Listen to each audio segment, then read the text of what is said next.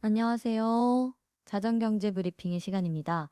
오늘은 세계 경제의 불확실성이 다시 고조되는 가운데 미국과 한국의 통화 정책 방향이 어떻게 갈리고 있는지, 그리고 인공지능 투자 사이클의 과열 논쟁이 금융시장에 어떤 함의를 가지는지 자세히 다뤄보겠습니다. 오늘도 경제학적 데이터와 근거를 바탕으로 현실적인 관점에서 분석을 진행하겠습니다. 네, 안녕하세요. 오늘은 특히 주식시장의 단기 반등과 환율의 미세한 변동, 그리고 에너지 가격의 재상승이 모두 맞물려 경제 전체의 긴장도를 높이고 있습니다. 겉으로 보기에는 안정적이지만 그 이면에는 상당한 압력이 누적되고 있죠. 오늘 대화에서는 이 세 가지 요인, 무역 정책의 불확실성, 인공지능 투자 과열, 그리고 통화 정책의 시차 효과를 중심으로 살펴보겠습니다. 먼저 세계 경제 상황부터 살펴보겠습니다. IMF와 OECD가 최근 내놓은 전망에 따르면 세계 경제는 완만한 성장세를 이어가지만 여전히 하방 리스크가 많다고 하는데요. 구체적으로 어떤 요인들이 영향을 미치고 있나요? 네, IMF의 최신 세계 경제 전망 WEO에 따르면 2025년 세계 성장률은 약 3.2, 이는 팬데믹 이후 회복기 평균보다 낮은 수준이지만 여전히 안정적인 성장을 유지하는 수치입니다. 그러나 성장의 불균형이 심화되고 있습니다. 미국은 소비와 고용이 강세를 유지하는 반면 유럽은 제조업 부진과 에너지 비용 부담으로 정체 상태에 머물러 있고 중국은 부동산 부문 침체가 소비 회복을 제약하고 있습니다. 여기에 중동 지역의 지정학적 긴장이 원유 공급망에 불안을 주며 원자재 가격이 재상승하는 양상을 보이고 있습니다. 최근 각국 정부가 보호무역 조치를 강화하고 있다는 이야기가 나오고 있습니다. 실제로 세계 교역량은 어떤 흐름을 보이고 있습니까? 세계무역기구 WTO의 통계에 따르면 2024년 하반기 이후 교역량 증가율이 1.1%에 그치며 정체 상태에 머물고 있습니다.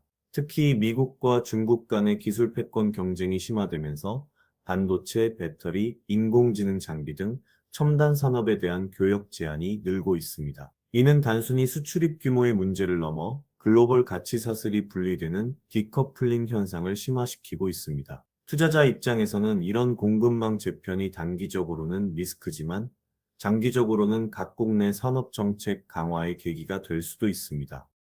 인공지능 투자가 새로운 성장 동력이라는 기대가 큰데 동시에 거품 논란도 있습니다. 현 상황을 어떻게 평가하십니까?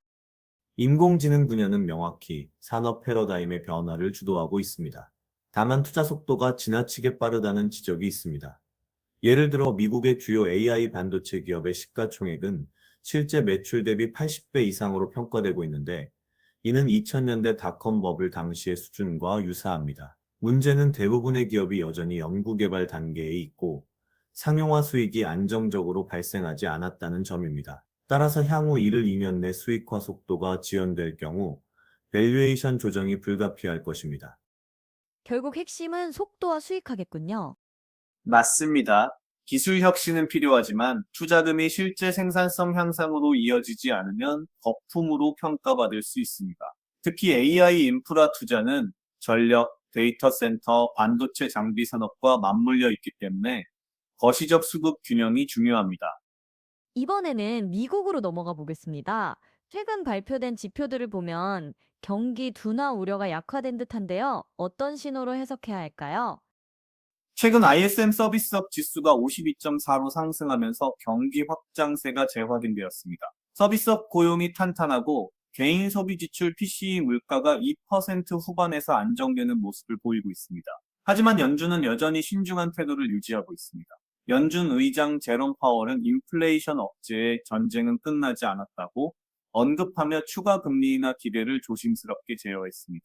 채권 시장은 내년 3월 첫 금리 인하 가능성을 약 60% 수준으로 반영하고 있지만 이는 경제 지표가 예상보다 약해질 경우에 한정된 전망입니다. 미국 증시는 어제 일제히 상승했는데요. 단순한 기술적 반등인가요? 아니면 실질적인 개선 신호인가요?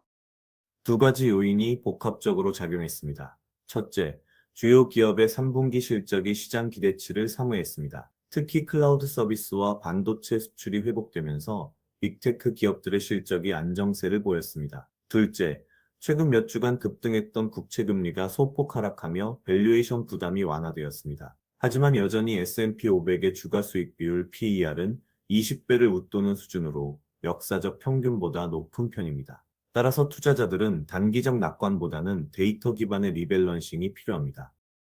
연준의 통화 정책이 향후 글로벌 금융시장에 어떤 영향을 미칠까요? 또 미국의 금리 수준은 전 세계 금융시장에 직접적인 파급 효과를 미칩니다. 특히 신흥국의 달러 표시 부채 규모가 커지면서 미국 금리가 조금만 움직여도 자본 유출 압력이 발생합니다. 최근 브라질, 인도네시아, 그리고 한국 역시 외국인 채권 자금이 유입과 유출을 반복하고 있습니다. 따라서 미국의 금리 인하 시점이 단순히 미국 내부 경제를 넘어 글로벌 자본 흐름의 전환점이 될 가능성이 높습니다. 이제 한국으로 시선을 돌려보겠습니다. 오늘 발표된 10월 소비자 물가 상승률이 2.4%를 기록했는데요. 예상보다 높은 수치입니다. 네, 그렇습니다. 근원 물가가 완만하게 둔화하고는 있지만 여전히 목표 수준을 상회하고 있습니다. 외식비, 교통비, 그리고 석유류 가격이 오르면서 체감 물가가 높게 형성되었습니다. 한국은행은 이런 상황에서 섣불리 금리를 인하하기 어렵습니다. 동시에 부동산 시장의 불안 요인과 가계부채 증가세를 고려해야 하므로 정책 대응이 매우 신중할 수밖에 없습니다. 그렇다면 기준금리는 당분간 동결될 가능성이 높다고 보시나요? 그렇습니다. 한국은행은 최소한 내년 상반기까지는 2.5%의 기준금리를 유지할 가능성이 높습니다. 물가 안정세가 확실해질 때까지 인내가 필요하다는 메시지를 계속 주고 있죠. 다만 실물 경제가 빠르게 둔화될 경우 정책의 무게중심이 성장 지원 쪽으로 이동할 가능성은 남아 있습니다.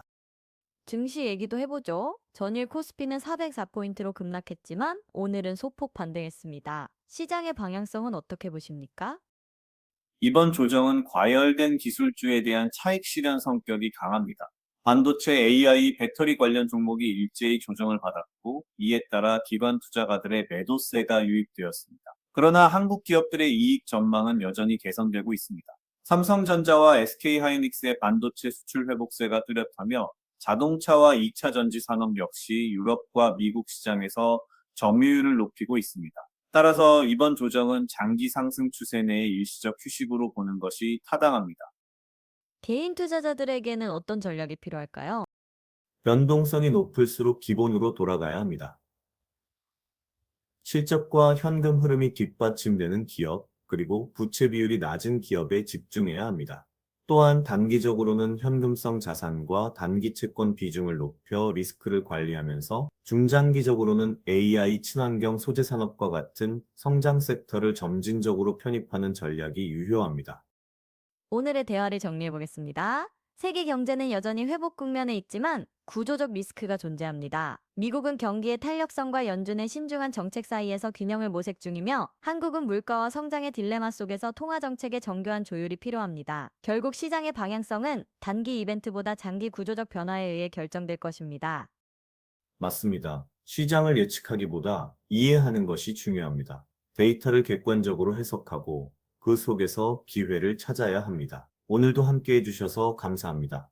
내일 밤 자정에 다시 찾아뵙겠습니다.